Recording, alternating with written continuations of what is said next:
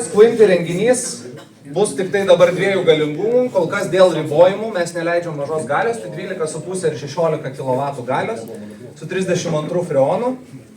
Ir šitas renginys bus suderinamas su visais mūsų dabar turimais monoblok vidiniais įrenginiais. Tai reiškia ir integruotas boileris, hidromodulius arba valdymo automatikos blokas. Bet įdomi dalis, kad šitas įrenginys yra pusiau monoblokas, pusiau splitas. Nes 2 vamzdžiai su vandeniu nueina į hidromodulį, o 2 vamzdžiai su freonu nueina į oro kondicionierius.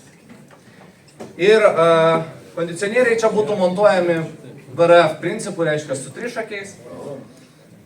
Ir čia mes turime gamoje pakankamai įdomius tokius įrenginius, nes 1,5 kW sieninis, kuris yra 63 cm, reiškia į ilgį, tai labai kompaktiškas mažas. Turime vienkryptę kasetę, kuri yra gerokai mažesnė, bet yra vienkryptė ir 5-6 kW didelė.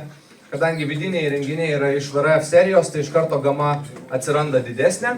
Ir kanaliniai modeliai, tiek žemo slėgio, tiek vidutinio slėgio. Tai šitas lauko blokas, jisai pilnai pritaikytas šildymui, reiškia darbinis diapazonas iki -25, 100% galę laiko iki -15, 12, 16 iki -10 laiko 100% galę. Paduodama temperatūra 65 laipsniai iki -5 lauko. Tai parametrai atitinka dabartinį mūsų turimą splitą 12,5-16 kW.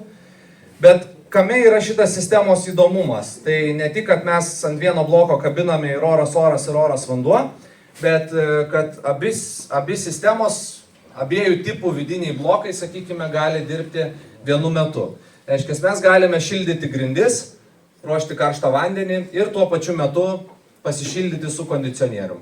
Gali būti kažkam aktualu, galbūt šildosi grindis, bet vienoj patalpoje noris greitai pasišildyti daugiau. Nu tai su grindim žinot, kiek laukti reikės. Taip, tai galim įsijungti, pasišildyti su šitų įrenginiu. Kitas variantas, kuris yra gerokai įdomesnis, tai jeigu mes šildome, pavyzdžiui, grindis arba karštą vandenį ir tuo pačiu metu vėsinamės su oro kondicionieriu. Tas yra aktualiausia galbūt vasaros laikotarpiu, nes šita sistema, jinai kaip trivamzdis VRF turi šilumos atgavimą. Reiškia, jeigu mes su oras šildomės grindis vėsinam, energija keičiasi tarp šitų dviejų sistemų. Lygiai taip pat, jeigu mes vasarą ruošiam karštą vandenį ir vėsinamės su kondicionieriais, mes irgi keičiamės energiją, nes kondicionierius išneša šilumą, šilumą perdodama yra boileriui ruošti. Tai tokioj konfiguracijai, kada įrenginys dirba skirtingais režimais, pavyzdžiui, vasaros metu ruošia boilerį ir vėsinasi su kondicionieriais, ko pasiekia apie 8,2.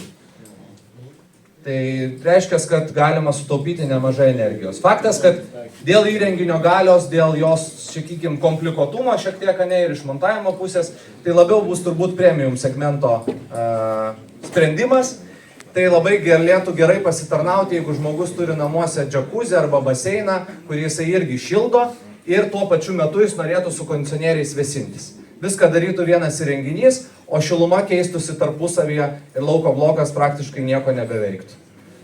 Tai galime turėti labai aukštą efektyvumą. Okay.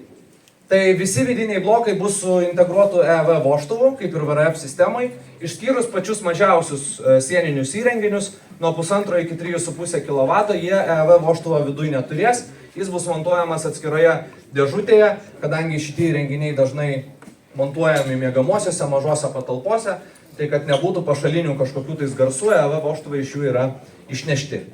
O, ten nežinau, kasetės arba kanaliniai, jie paslėpti yra po lubom ten ir taip toje EV vožtuvo praktiškai nesigirdi. Tai sistemos schema tampa gerokai labiau komplikuota, nes lauko bloke mes turime 2 ketureigius vožtuvus, be akumuliatoriaus turime receiverį, tai yra ir plokštelinis šilumokaitis, kur vanduo nueina į hidromodulį, ir yra freoniniai vamzdeliai, kurie nueina į oras įrenginius. Tai receiverį irgi ne veltui pridėjom šitoj sistemai, nes kada mes keičiam skirtingus režimus, tai šaldom, tai vėsinam, darom tai vienu metu, freono migracija pasidaro gerokai labiau komplikuota, skysto freono tai vienoj pusėje daugiau, tai tada kitoj pusėje daugiau, tai mes turime tą freono kiekį pastoviai balansuoti. Tai vat atsiranda šitas papildomas elementas.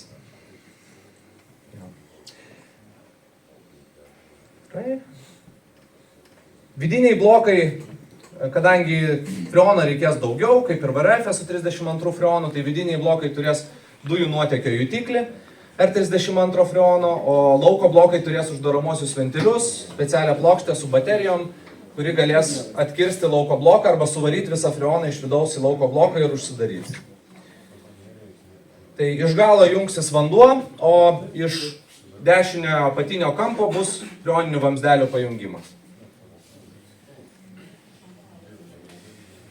Įrenginyje atnaujintas ir kompresorius specialiai šitai sistemai, irgi 2 rotorių, bet su mažesnė trintim, su geresniu tepalų pasiskirstimu, beje ir tepalų separatorius atsiranda tokiam įrenginyje, tai iš tikrųjų galės puikiai atlikti savo funkciją. Kiti, sakykime, privalumai yra labai panašus su tais įrenginiais, kuriuos mes turime dabar, pavyzdžiui, R290 monoblokai, tai ventiliatoriai, dugno šildytuvai, visuose, aišku, galingumuose yra kompresoriaus garso izoliacija ir visa kita. Tai šito įrenginio triukšmo lygis bus toks pat kaip mūsų propaninių dabar esamų įrenginių. Tai jeigu kažkas tai matėt, girdėjot, kaip jie dirba, tai dirba jie tikrai tyliai. Per tyliai. Atrodo, kad nedirba, ne? Jo. Tai mazgelis toksai komplikuotas visų vidurių. Jo. Aišku, įrenginys dar papildomai turės tylųjį režimą, kurį galės klientas aktyvuoti. Tai va, tai tokie mūsų nauji produktai, kas liečia oro vandenį ir oras sistemą.